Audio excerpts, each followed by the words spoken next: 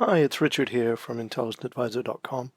Today's little demonstration is all about implementing a outbound REST call to a Oracle Intelligent Advisor decision service and doing this from Camunda Web Modeler, so a BPMN diagram.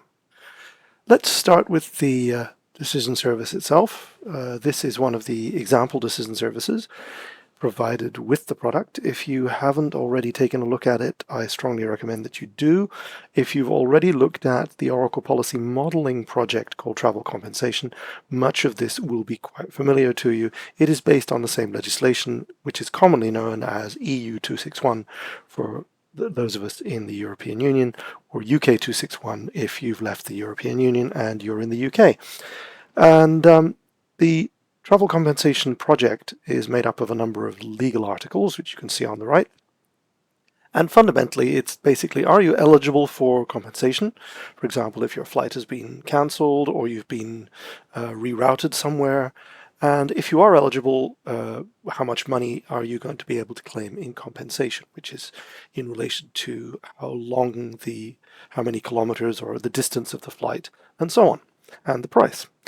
So in terms of the Oracle Intelligent Advisor Decision Service, which we're looking at now, there are two outputs, the compensation amount and the compensation entitlement. So the entitlement is a Boolean, whether you're entitled or not, and the amount is a number. Inputs-wise, we have about a dozen inputs which represent the details about the ticket that you purchased, such as where did you arrive, where did you come from, but also things like what is the country of your airline, because if it's an EU airline, even if you're not flying from the EU, but you're landing in the EU, then you could still be eligible.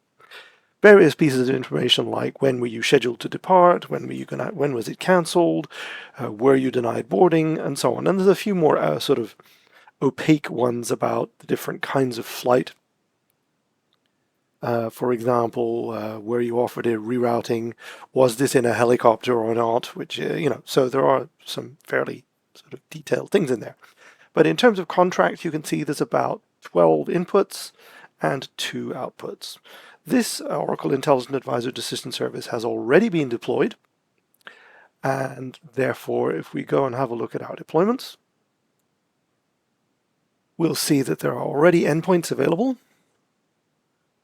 And we can invoke our decision service using this REST endpoint, But of course, because this is a REST service, decision service will need to authenticate and grab a bearer token using an API client and an API client secret. Which means for this to work, of course, you will have had to go into permissions and set up an API client, and the API client will have had to have at least permissions on the assessments API for the particular workspace that this particular deployment is in. Once that's up and running, of course, you could necessarily, if you wanted to, test it using the live view. And in a sense, this is going to help us understand the demo that I'm going to show you. The live view basically tells you that a bunch of information is required, namely the cancel community, and you can type it in and you can see what happens. In our business process, which is really a pathetic demonstration of a business process, but it'll do, we have, as you can see, a process which begins with a user task. The user has to collect the data. The user has to, in this case, manually enter the data into a system to say, okay, this is where you departed from, this is what price it was, and so on. And in Camunda Web Modeler, we're going to use a user task because that gives us the opportunity to create a form which can be used by the user to quickly enter the data. So I've built a simple form, as you can see here, involving all of the different inputs. Some of them are drop-downs, some of them are dates, some of them are Booleans. So I haven't finished working on this, but it's obviously very simple. And we'll put a nice little label in here. Departure country. You can type That helps. And obviously, I need to finish that off, but it doesn't really matter. I'm sure you've got the idea. So this particular form gives us a way to handle this user task. And if the user has to create several different EU 261 claims, in a sense, you've got multiple tasks to do as an end user. For those of you who are familiar with Siebel CRM, this will feel very much like the universal inbox. And when you get an instance of a task which is assigned to you so that you have to complete something in a task UI. That's exactly what we're handling here. We're saying the user has to collect some data for our little demo. And once the user has collected that data, we go back to the preview here, you'll see that each element has an ID. So departure country, arrival country, and so on.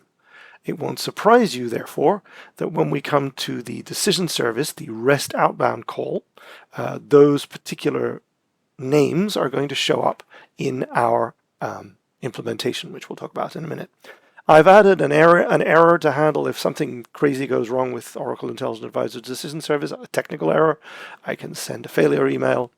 If it goes well, I'm going to use a script task to get only the pieces of information that I'm interested in. Because when you receive the response from Oracle Intelligent Advisor, you'll have obviously the headers, the links, and all the other stuff, when really all you want is the document body and two pieces of information, the Boolean for eligibility and the amount of compensation. And then we will send that in an email. But that's not the focus of our little demo today. I'm going to switch from design mode into implementation or implement mode, which allows me to show you the details of the outbound REST service. You can see here that I have selected OAuth 2 as the authentication type, and I've got the endpoint, and I've got a client ID and a client secret, which will come straight from the information that I set up in Oracle Intelligent Advisor Hub. In the client ID and the client secret, rather than typing it in manually, which would be, frankly, a security risk, I'm using what are known as secrets. Secrets are a very efficient way of managing, well, as you'd expect, secret information that is used by connectors, such as an outbound REST connector. So I have a connector secret here called OIA API client, and I can then reference that anywhere in my BPMN, or not just, but I can reference it here by using this syntax. Underneath, we have various pieces of information, such as which is the URL of the service, which obviously is the thing that we're going to call our decision service, the body. And you'll see that the body is the inputs for the service, coupled with the tag names or the IDs of the form elements that were in the user task.